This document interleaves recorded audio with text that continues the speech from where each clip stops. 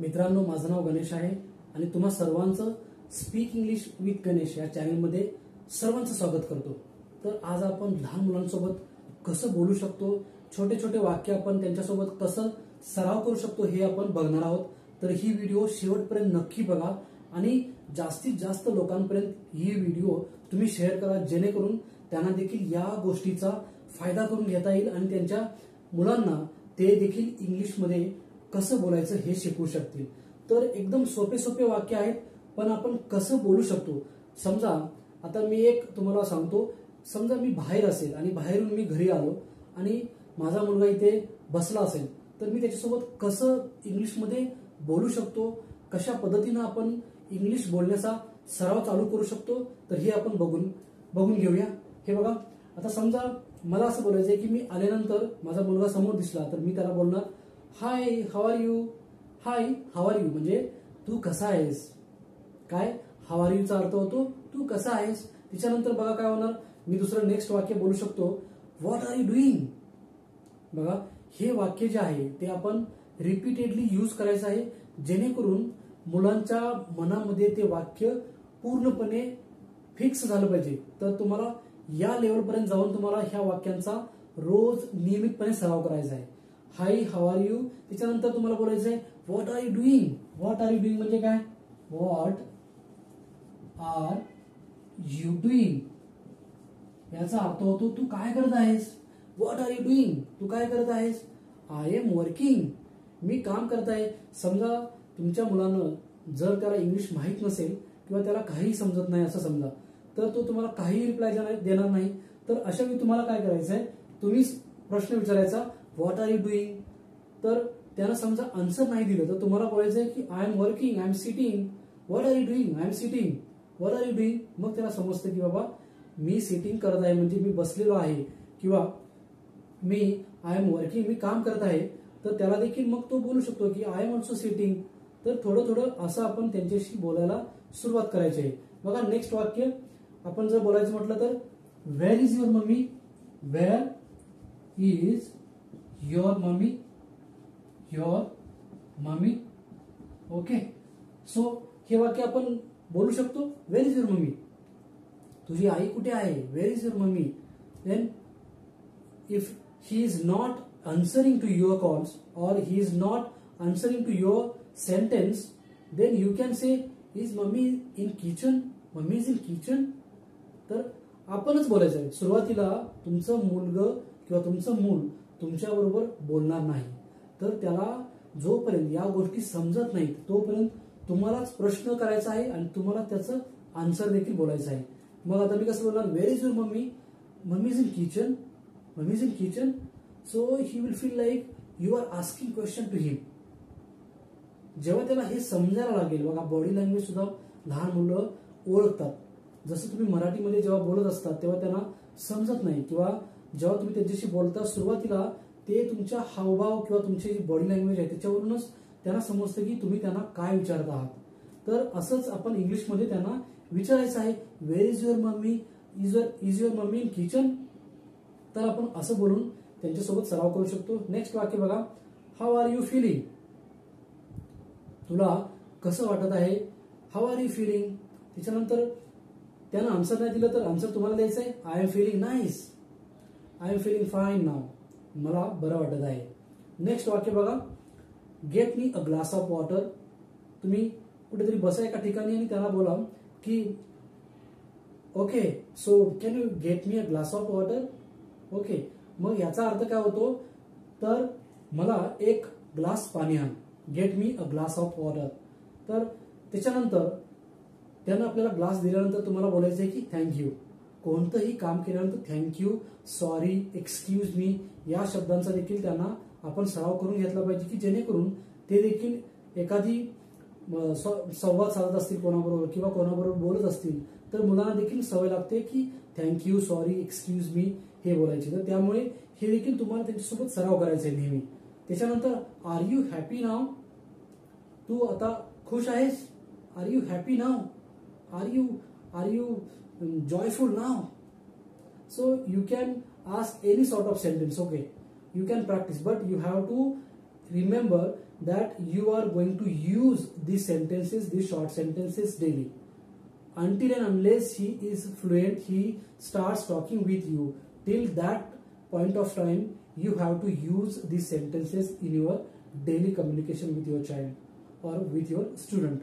Okay. So next sentence आपण काय बोलू शकतो?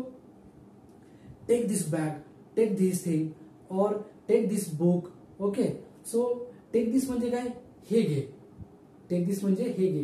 टेक दिस बॅग म्हणजे ही बॅग घे. टेक दिस पेन म्हणजे हा पेन घे. तर आपण असं टेक धिस न एक कोणतंही आपण वाक्य बोलू शकतो आणि हे देखील आपल्याला रिपीट करायचं आहे. त्याच्यानंतर बघा, take this bag and keep it there. Keep it there म्हणजे काय? ते तिकडे ठेव. Keep it there. ओके. त्याच्यानंतर नेक्स्ट सेंटेन्स बघा, वेअर इज न्यू बुक. असं बोलू शकतो आपण, where is your book, where is your new book.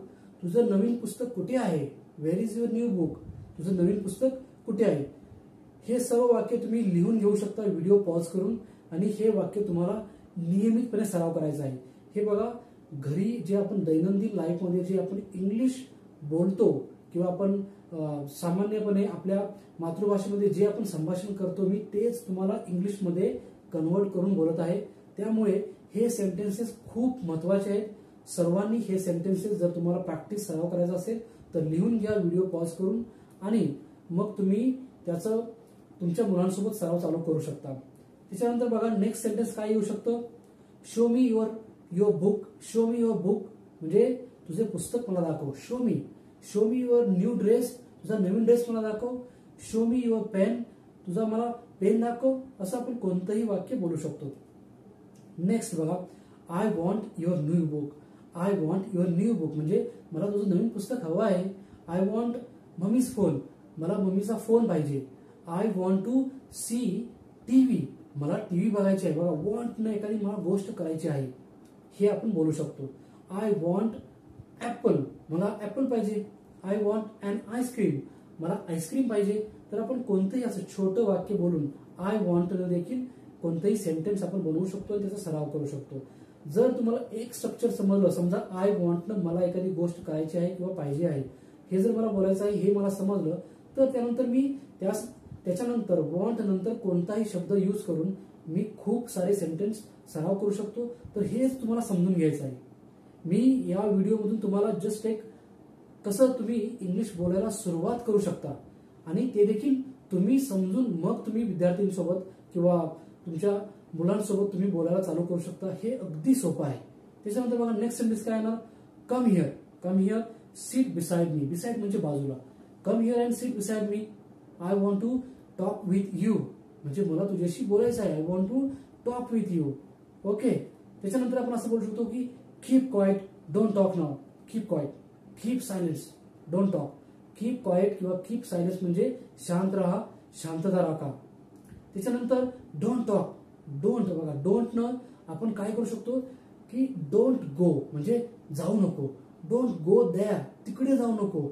Don't talk नाव आता बोलू नको. डोंट स्टँड उभं नको राहू. डोंट मूव्ह हलू नको. डोंट टेल मी म्हणजे मला सांगू नको. डोंट ड्रिंक वॉटर पाणी पिऊ नको. तर डोंटने एखादी गोष्ट करू नको. जर तुम्हाला असं बोलायचं असेल तर डोंट लावायचं, त्याच्यानंतर कोणतंही क्रियापद लावायचं. म्हणजे डोंट वॉक चालू नको. डोंट रन पळू नको. डोंट स्लीप झोपू नको. डोंट ईट खाऊ नको. तर आपण असं डोंट न कोणतंही वाक्य बनवू शकतो. बघा, कितीतरी वाक्य आपण याच्यातून शिकू शकतो आणि असा आपण सराव आपल्या मुलांसोबत करू शकतो. नियमितपणे तुम्हाला थोडंसं हे एक दोन स्ट्रक्चर मधले वाक्य तुम्हाला सराव करायचे आहेत, जेणेकरून तुमच्या मुलाला या सर्व वाक्यांची एक सवय लागून जाईल आणि त्याला देखील एके दिवशी हे बोलण्यासाठी एकदम आरामामध्ये तो देखील तयार होईल. तर नेक्स्ट वाक्य बघा, स्टँड स्टील. स्टँड स्टील म्हणजे सरळ उभं राहणे. Stand still like this. Don't move हलू नको. Don't move. Okay. Don't move your body. अरे तू हलू नको. नंतर बघा, look at me. Look at me बेटा. लुक ॲट मी म्हणजे काय? माझ्याकडे बघ. लुक ॲट मी म्हणजे माझ्याकडे बघ. लुक ॲट देम त्यांच्याकडे बघ. Look at her. Look at her तिच्याकडे बघ. लुक ॲट हिम त्याच्याकडे बघ. बघा, लुक ॲट मी माझ्याकडे बघ. लुक ॲट हिम त्याच्याकडे बघ. लुक ॲट हर तिच्याकडे बघ. लुक ॲट देम त्यांच्याकडे बघ. तर असं आपण कोणतंही वाक्य बनवू शकतो बघा. लुक ॲट नंतर आपण खूप सारे शब्द आपण वापरून नवनवीन वाक्य बनवून सराव चालू करू शकतो. तर एका वाक्यामधून मी बघा 7-8 वाक्य तुम्हाला सांगत आहे, जेणेकरून तुम्हाला या सर्व वाक्यांचा सराव करून ही व्हिडिओ खूप महत्वाची आहे. जर तुमच्या घरी कोणाला इंग्लिश शिकायचं असेल, लहान मुलांना तुम्हाला शिकवायचं असेल, तर ही व्हिडिओ बघा आणि ही व्हिडिओ त्यांना सराव करायला द्या. जर तुम्ही लहान मुलांना ही व्हिडिओ बघायला जरी दिलात तरी देखील लहान मुलांना खूप गोष्टी समजतील. फक्त तुम्ही ही व्हिडिओ त्यांना बघत असताना तुम्ही बाजूला बसा, जेणेकरून ते मुलगं ही व्हिडिओ बघत राहील आणि जर त्याला काही समजत नसेल तर त्याला तुम्ही सांगू शकता. हे बघा, एंगेजिंग कॉन्व्हर्सेशन असलं पाहिजे, इंटरॅक्शन असलं पाहिजे. मुलांसोबत संवाद साधत असताना तुम्ही जर काही काम करत असाल तर तुमच्या मुलाला त्याच्यामध्ये रस राहणार नाही. जेव्हा तुमच्यासोबत किंवा तुम्ही जेव्हा इंग्लिशचा सराव करत असता मुलांसोबत, तर तुम्ही सुद्धा त्याच्यामध्ये एंगेज असला पाहिजेत. 100% तुम्ही तिथे प्रेझेंट असला पाहिजे. तरच ते मुलगा किंवा तरच तुमचे विद्यार्थी तुम्हाला प्रतिसाद किंवा रिस्पॉन्स देतील. त्याच्यानंतर बघा next, did you study today. म्हणजे बघा आता डिड यू न काय होतं बघा, एखादी भूतकाळामध्ये एखादी क्रिया झाली का हे आपल्याला विचारायचं असेल तर डिड यू न आपण वापरतो. म्हणजे डिड यू स्टडी, तू अभ्यास केला का. डिड यू गो, तू गेला का. डिड यू ईट, तू जेवला का. डिड यू स्लीप टुडे, तू आज झोपला का. तर हे बघा, हे डिड यू न आपण कोणतंही असं वाक्य बनवू शकतो. त्याच्यानंतर बघा नेक्स्ट वाक्य बघा, did you help your sister, तू तुझ्या सिस्टरला किंवा तू तुझ्या बहिणीला मदत केली का. तर बघा डिड यू न खूप सारे असे वाक्य बनवू शकतो. त्यानंतर आपण असं बोलू शकतो की बघा आय एम, म्हणजे आय एमचा अर्थ काय होतो बघा, मी आहे. I am. त्याच्यानंतर मग तुम्ही काहीही बोला. आय एम टायर्ड म्हणजे मी थकलो आहे. आय एम हॅपी, मी खुश आहे. आय एम स्लीपी, मला झोप आली आहे. I am very very excited, मी खूप उत्साही आहे आज. ठीक आहे. तर आपण आय एम न असं कोणतेही वाक्य बोलवू शकतो. त्याच्यानंतर आय एम नंतर you are, we are. You are म्हणजे तू आहेस, वी आर म्हणजे आम्ही आहोत. ही इज म्हणजे तो आहे, शी इज म्हणजे ती आहे. नंतर दे आर म्हणजे ते आहेत. तर असं देखील आपण वाक्य बनवू शकतो. बघा नेक्स्ट वाक्य आपण काय बनवू शकतो, आर यू टायर्ड नाव. बघा आता समजा मला असा प्रश्न विचारायचा मुलांना की are you happy, are you tired, तर आर यू सॅड असं बोलू शकतो. त्याच्यानंतर आपण इजेमारचा वापर असं करून सहाय्यकारी क्रियापद सुरुवातीला वापरून आपण प्रश्न बनवू शकतो आणि तसा देखील आपण सराव त्यांच्यासोबत करू शकतो. तर नेक्स्ट वाक्य बघा, I am kidding. I am किडिंगचा अर्थ काय होतो, मी मजाक करत आहे किंवा मी मस्ती करत आहे. I am kidding, I am not tired. I am kidding, I am not tired, मी मजाक करत आहे, मी थकलेलो नाही. बघा असं वाक्य आपण बोलू शकतो. एकदम इझी आहे, सिंपल आहे. बघा त्याच्यानंतर बघा आय वॉन्ट कूल वॉटर. बघा आय वॉन्ट कूल वॉटर म्हणजे काय, तर मला थंड पाणी हवं आहे किंवा मला थंड पाणी पाहिजे. I want cool water. I want to rest now, मला आता आराम घ्यायचा आहे किंवा मला आता आराम करायचा आहे. I want to take rest किंवा I want to rest now असं देखील आपण बोलू शकतो. त्याच्यानंतर बघा do you want cool water. बघा जर तुमच्या मुलांना जर विचारायचं असेल की डू यू वॉन्ट, तुला पाहिजे का, काय पाहिजे. Do you want cool water, तुला थंड पाणी पाहिजे का. डू यू वॉन्ट आईस्क्रीम, तुला आईस्क्रीम हवी आहे का. डू यू वॉन्ट बनाना, तुला बनाना हवा आहे का. तर आपण असं डू यू न आपण वाक्य बनवू शकतो आणि सराव करू शकतो. त्याच्यानंतर बघा जर असं मला बोलायचं आहे की आय डोंट वॉन्ट, मला केळी नको आहे, मला आईस्क्रीम नको आहे. I don't want ice cream, I don't want banana, I don't want anything, मला काहीही नको आहे. बट आय वॉन्ट समथिंग, मला काहीतरी पाहिजे आहे किंवा मला काहीतरी हवं आहे. I want something. आणि त्याच्यानंतर आपण असंही बोलू शकतो आय वॉन्ट नथिंग, मला काहीही नको आहे. आय वॉन्ट एनिथिंग, मला काहीही पाहिजे. I want anything. एनिथिंगचा अर्थ होतो काहीही, नथिंगचा अर्थ होतो काहीही नाही आणि समथिंगचा अर्थ होतो काहीतरी. बघा हे देखील आपण वाक्यामध्ये इन्क्लूड किंवा समावेश करून तुम्ही मुलांसोबत इंग्रजी बोलण्यासाठी सराव करू शकता. खूप सारी वाक्य असे छोटे छोटे वाक्य तयार करून तुम्ही रोज जर त्याचा सराव केला लहान मुलांबरोबर तर डेफिनेटली मुलांना इंग्रजी शिकण्यासाठी कोणताही अडथळा येणार नाही. भले तुम्ही कोणत्याही शाळेमध्ये खाजगी असेल किंवा एखादी शासकीय किंवा गव्हर्नमेंट स्कूलमध्ये जरी तो मुलगा किंवा मुलगी असेल आणि जर तुम्ही अशा पद्धतीनं लहान मुलांसोबत जर सराव करत असाल, नियमितपणे जर तुम्ही सराव केलात, तर डेफिनेटली त्याला इंग्लिश एकदम सोप्या पद्धतीनं समजू शकतं आणि ते मूल देखील अगदी लहान वयामध्ये इंग्लिश बोलायला सुरुवात करू शकतं. तर मी खूप लहान मुलांना शिकवतो. मला लहान मुलांना शिकवायला खूप आवडतं. त्याच्यामुळे माझ्याकडे लहान मुलं खूप आहेत आणि लहान मुलांचा एक एक त्यांचा गुणधर्म असतो, त्यांना ह्या सर्व गोष्टी एकदम लहान वय असल्यामुळे त्यांना खूप एकदम एक्सायटेड होऊन समजतात ते आणि ते एकदम शिकतात आणि त्यामुळे ते खूप एन्जॉय करतात आणि मग त्यांना असं वाटतं की मला देखील इंग्लिश बोलता येऊ शकतं आणि लिटरली आमचं खूप मनोरंजन होतं.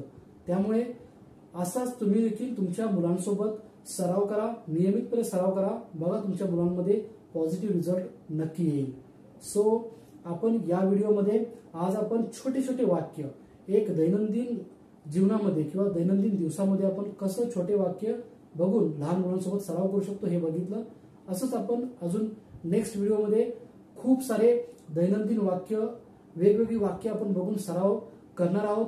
तर माझा चॅनल सबस्क्राईब केला नसेल तर कृपया हा चॅनल सबस्क्राईब करा, जेणेकरून तुम्हाला अशाच व्हिडिओ पुढे देखील मिळत राहतील. थँक्यू.